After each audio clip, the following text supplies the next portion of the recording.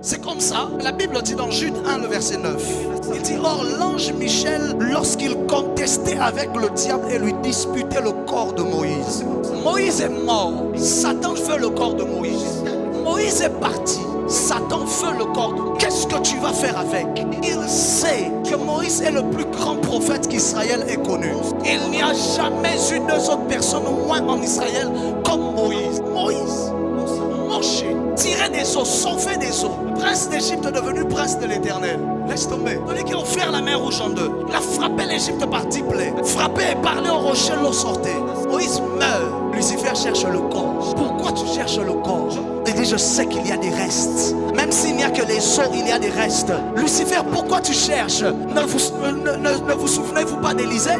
Il était mort depuis longtemps. Et on l'avait placé dans la tombe. Et là, dans sa tombe, des gens étaient en train d'aller enterrer quelqu'un.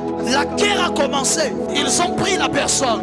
Ils l'ont jeté dans la tombe d'Élisée. Sans le savoir. Ils partent pour fuir la guerre. Et ils voient derrière eux courir aussi la personne qu'ils avaient jetée. La personne qui était morte. Qu'est-ce qui s'est passé? Les résidus de la puissance qui était sur Élisée. Les résidus de l'onction qui était sur Élisée. De l'onction de résurrection. De l'onction de vie. De pouvoir surnaturel. L'homme était mort. Et les résidus étaient là. N'es-tu pas déjà arrivé quelque part? Tu t'assois sur la chaise. Si c'est pas toi, c'est quelqu'un alors. Parce que son parfum est tellement cher. Même quand il part, le parfum est resté sur la chaise. Et celui qui s'assoit sur cette chaise-là peut repartir et repartir avec le parfum là. Et lui n'est plus là. Il n'a pas appliqué le parfum. Mais qu'est-ce qui s'est passé? Les résidus du parfum. Je prie que les résidus de la puissance ce soir.